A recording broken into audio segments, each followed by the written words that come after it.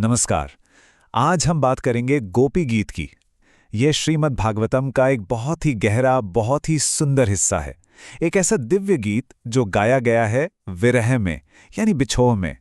तो चलिए सीधे एक सवाल पर आते हैं, एक ऐसा सवाल जो इस पूरे गीत का सार है। क्या ऐसा हो सकता है कि जो चीज़ हमें परम पीड़ा लगे, वही असल में परम आनंद हो? सुनने में अजीब लगता है ना? पर गोपी गीत हमें इसी गहरे आध्यात्मिक रहस्य की दुनिया में ले जाता है। तो चलिए सबसे पहले उस सीन को, उस दृश्य को विजुअलाइज करते हैं जहां से इस गीत की शुरुआत होती है। माहौल दर्द भरा है, लेकिन ये दर्द प्रेम से पैदा हुआ है। देखिए, गोपियों ने अपना सब कुछ, लिटरली सब कुछ, कृष्ण को सौंप दिया था, और फिर अचानक कृष्ण गायब हो जाते हैं। सोचिए जरा, वो एक दिव्य वियोग की पीड़ा में जैसे जलने लगी। ये कोई आम बिछोह नहीं था, ये था ईश्वर से दूरी का एहसास। और इसी गहरे इंटेंस दर्द से निकला है उनका ये गीत। ऐसा गीत जिसके बारे में कहते हैं कि ये विरह की पीड़ा में तड़पती किसी भी आत्मा को सुकून दे सकता है। तो सवाल फिर वही है कि ये पीड़ा, ये दर्द आखिर आनंद कैसे बन सकता है? बस यहीं से ये गीत हमें एक बहुत गहरे आध्यात्मिक रहस्य की ओर ले जाता है। चलिए कोशिश करते हैं इसे समझने की। ये लाइन एक आध्यात्मिक पहेली को सुलझाती है। यहाँ जिक्र है वैष्णव का, मतलब ईश्वर का भक्त। कहा यह जा रहा है कि जब भी कोई भक्त दुखी दिखे ना, तो ये मान लो कि वो असल में परम आनंद में है। अब सवाल है, ऐसा क्यों? ऐसा इसलिए क्योंकि गोपियों के आंसू तो दुनिया को दिख रहे थे, लेकिन उनके मन के अंदर कृष्ण से दूरी की वही इंटेंस फीलिंग, वही तड़प उन्हें कृष्ण के सबसे करीब महसूस करा रही थी। उनका पूरा ध्यान, उनकी पूरी चेतना, सब कुछ सिर्फ और सिर्फ कृष्ण पर टिका था। और इससे बड़ा आनंद और क्या हो सकता है? यहाँ एक बहुत जरूरी फर्क समझना होगा। गोपियों का जो प्रेम था, वो दुनियावी वासना, जिसे काम कहते हैं, वो बिल्कुल नहीं था। नहीं, ये थी शुद्ध भक्ति। इसका एक ही मकसद था, कृष्ण को सुख देना। अपने लिए कुछ पाने का तो सवाल ही नहीं उठता था। मतलब उनकी भावनाओं में सेल्फ इंटरेस्ट, स्वार्थ जीरो था।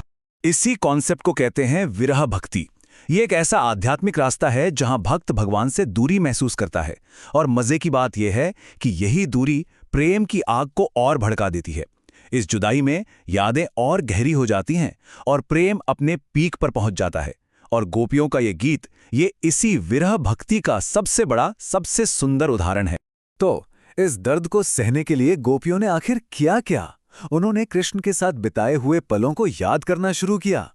उनका पूरा गीत, आप कह सकते हैं, उनकी यादों की एक खूबसूरत माला की तरह है। सबसे पहले वो याद करती हैं कि कैसे कृष्ण हमेशा उनके रक्षक बने। चाहे जहरीले पानी का खतरा हो या बड़े बड़े असुर, कृष्ण हर मुश्किल के सामने एक ढाल की तरह खड़े रहे। तो ये यादें उनके विश्वास को और पक्का करती हैं कि जो कृष्ण हमेशा उनकी रक्षा करते आए, वो उन्हें यूं ही अकेला कैसे छोड़ सकते हैं। और ये लाइन तो कमाल की है। ये दिखाती है कि गोपियों का प्रेम कितना गहरा था। उन्हें कृष्ण की असली पहचान पता थी। वो जानती थीं कि कृष्ण सिर्फ यशोदा के बेटे या एक ग्वाले नहीं है। नहीं, वो तो परमात्मा है जो हर किसी के दिल में बसते हैं। और यही ज्ञान, यही अंडरस्टैंडिंग उनके प्रेम को दुनियावी लेवल से उठाकर डिवाइन बना देती है। फिर वो याद करती हैं कृष्ण के सुंदर चेहरे को। सोचिए, घुंघराले बाल, चेहरे पर गायों की उड़ाई हुई धूल। ये ख्याल, ये याद उनके दिलों में एक साथ प्यार भी जगाती है और दर्द भी। और उनका प्यार देखिए कितना गहरा है। उन्हें कृष्ण के कोमल पैरों की चिंता सता रही है। वो सोच रही हैं कि जब कृष्ण जंगल के कांटों और पत्थरों पर नंगे पैर चलते होंगे, तो उनके कमल जैसे मुलायम पैरों को कितना दर्द होता होगा। ये उनकी गहरी एम्पैथी और उनके प्रेम की इंतहा है।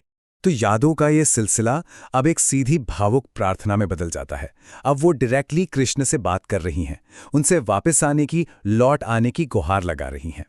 उनकी पहली प्रार्थना बहुत सिंपल है, लेकिन बहुत गहरी। वो बस कृष्ण का डिवाइन टच चाहती हैं। एक ऐसा आशीर्वाद वाला हाथ जो उनके सिर पर रख दिया जाए और उनके सारे डर, सारी पीड़ा एक पल में खत्म हो जाए। यहाँ प्रार्थना और भी पर्सनल, और भी गहरी हो जाती है। वो चाहती हैं कि कृष्ण अपने पवित्र चरण उनके सीने पर रखें, ताकि उनके दिलों में जो भी वासना है वो मिट जाए और सिर्फ शुद्ध प्रेम बाकी रहे। ये एक तरह से आध्यात्मिक शुद्धि की, स्पिरिचुअल ट्रांसफॉर्मेशन की इच्छा है।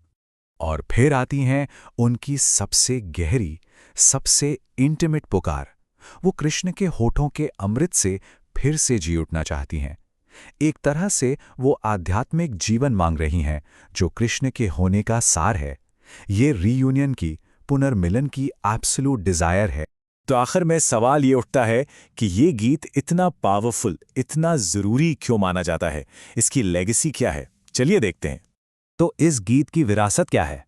देखिए, शास्त्रों के हिसाब से यह सिर्फ एक गाना नहीं, ये एक स्पिरिचुअल मेडिसिन है, एक आध्यात्मिक औषधि है। इसे सुनने के पर्सनल फायदे तो हैं ही। कहते हैं पाप नष्ट होते हैं, सौभाग्य आता है।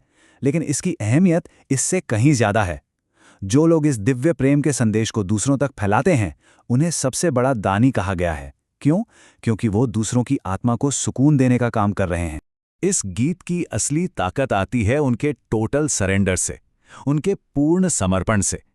सोचिए, उन्होंने कृष्ण के लिए समाज के बंधन, परिवार, अपना सब कुछ छोड़ दिया था। ये कोई मामूली प्यार नहीं था, ये सर्वोच्च त्याग था। और इसी त्याग ने, इसी समर्पण ने उनके इस विरह गीत को हमेशा के लिए अमर बना दिया।